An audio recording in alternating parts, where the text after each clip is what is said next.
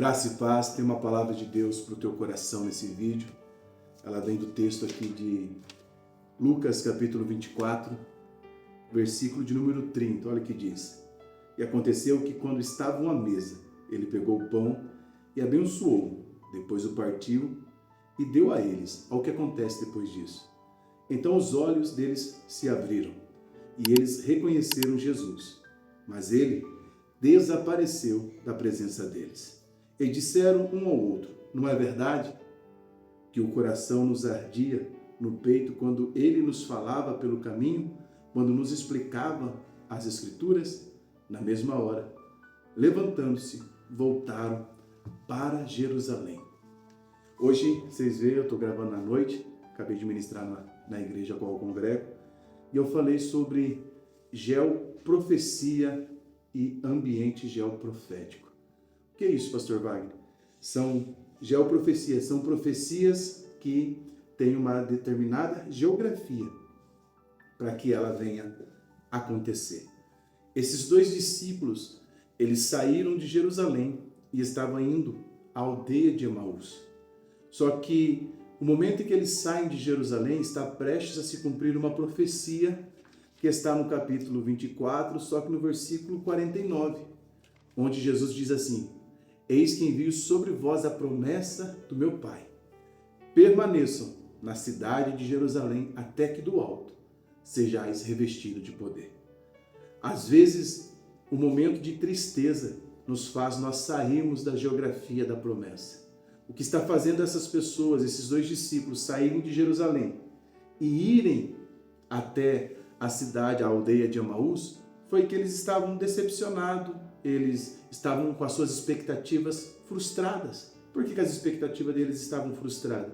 Porque eles pensavam em Cristo como um líder militar, alguém que ia livrar eles do jugo de Roma. Só que agora, Jesus havia crucificado, e o texto vai dizer que já era o terceiro dia. Quando Jesus se aproxima deles no caminho, Jesus começa ali, pergunta para eles do que eles estavam falando. Um dos discípulos diz: será que o Senhor é o único aqui na cidade que não sabe dos últimos acontecimentos? E eles começam a relatar para Jesus a crucificação do próprio Jesus. Visto diante da incredulidade que eles estavam vivendo, o texto vai dizer que Jesus começa a expor para ele tudo o que a lei, Moisés e os profetas haviam dito acerca de Jesus e que havia acabado de se cumprir. Quando eles chegam à mesa e Jesus parte o pão, algumas coisas acontecem à mesa que não ocorrem no caminho. Entende isso? A agitação do caminho às vezes nos impossibilita de perceber coisas que só é possível na calmaria da mesa, do encontro, no partir do pão. A Bíblia diz que os olhos desses discípulos se abriram e eles reconheceram que era Jesus. E aí a Bíblia diz que ao mesmo momento eles percebem que o coração deles ardia enquanto Jesus falava. Por quê? A palavra do Senhor, ela queima os nossos corações. A palavra de Deus, ela aquece o ser humano não de fora para dentro, mas de dentro para fora. E nesse momento que os olhos deles se abrem, eles se levantam e voltam para Jerusalém. Porque Jerusalém ali seria palco de um cumprimento de uma profecia. E para que eles pudessem, preste atenção nisso, para que eles pudessem participar desse cumprimento profético, eles tinham que estar na geografia da promessa. Eles tinham que estar no que é chamado no ambiente geoprofético. Havia uma geoprofecia: vou derramar o meu espírito. Mas essa profecia iria se cumprir inicialmente em uma geografia, que era na cidade de Jerusalém. Por que, pastor Wagner, na cidade de Jerusalém? Primeiro que Jerusalém fala-nos de paz. Deus, ele sempre vai nos levar a lugar de paz. Mas também Jerusalém é uma das cidades, é a cidade mais alta. Jerusalém está localizado no ponto geograficamente mais alto do mundo. Ou seja, tudo que vai acontecer na minha e na sua vida não começa de baixo para cima, mas de cima para baixo. E o Espírito Santo veio do alto sobre a vida dos discípulos. Pastor, mas existe mais evidências bíblicas de geoprofecia, de ambiente geoprofético? nós podemos nos lembrar de Gênesis capítulo 22. Deus diz o que a Abraão ali em Gênesis capítulo 22, para ele pegar Isaque e ir até a terra de Moriá. Observe isso, eles tinham que ir até a terra de Moriá, que dava uma distância de 3 dias da onde eles estavam. Moriá vai significar lugar de aparição do Senhor, ou onde se vê Deus, e também lugar onde o Senhor provê. Quando Isaque sobe o monte junto com Abraão, seu pai, ele está carregando lenha, está carregando o cutelo, e o seu pai está carregando também o fogo. Eles estão levando-se para o altar. E ali Isaque faz uma pergunta perturbadora enquanto eles sobem o monte. Pai, está aqui a lenha, o fogo, o cutelo, mas aonde está o cordeiro para o sacrifício? Naquele momento ele ouve do seu pai: Deus proverá para si, meu filho, o cordeiro. Mas observe que para que esse acontecimento ocorresse, Abraão teve que sair da geografia que ele estava e ir para Moriá e subir num monte. Era qualquer monte? Não, o texto diz, e eu vou te mostrar o monte a qual você deve subir.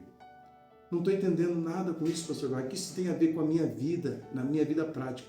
Ambientes moldam destino. Você tem que tomar cuidado com os lugares que você frequenta.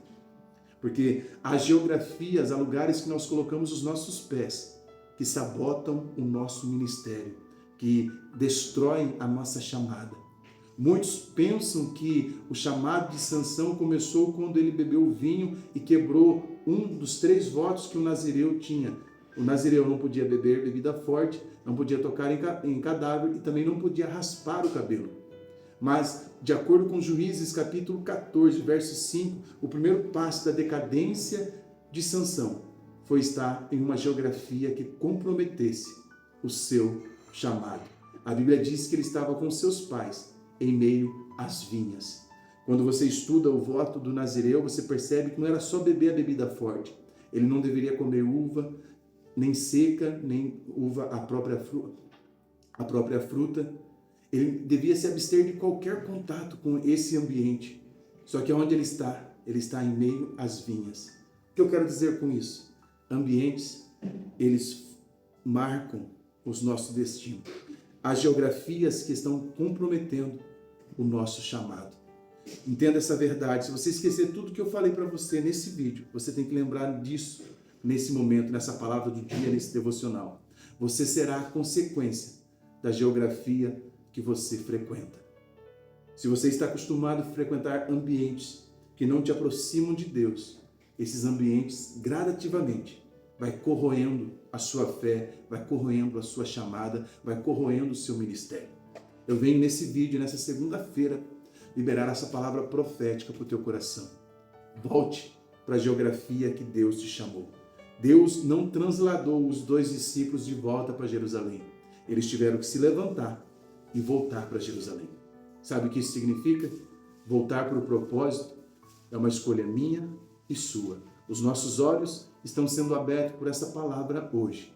E a decisão é nossa. Continuarmos nos afastando do lugar geográfico, da geoprofecia, do geoprofético de Deus para a nossa vida, ou retornarmos para o ambiente da palavra de Deus. Ou retornarmos para um ambiente que Deus lançou sobre nós uma palavra. E que para essa palavra se cumprir, nós temos que estar nessa geografia. Você deve saber de qual geografia talvez você se ausentou e o céu está esperando que você volte. Que você não resista no seu coração, mas que você se posicione a voltar para o Senhor. Porque o Abacuque diz assim: aviva ao Senhor no meio dos anos. No meio dos anos faz a tua obra conhecida. Eu declaro que verá um despertamento de Deus sobre a sua vida, mas você precisa estar na geografia da promessa.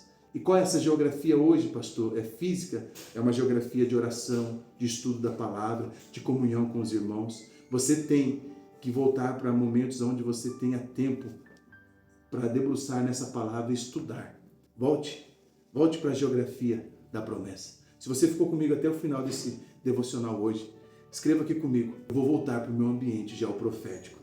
Curta, comente, compartilhe esse devocional para 3 pessoas. Te faço um convite. Entra na nossa comunidade no WhatsApp para que você possa receber todos os links quando assim postarmos os vídeos aqui no canal. Deus te abençoe. Um forte abraço.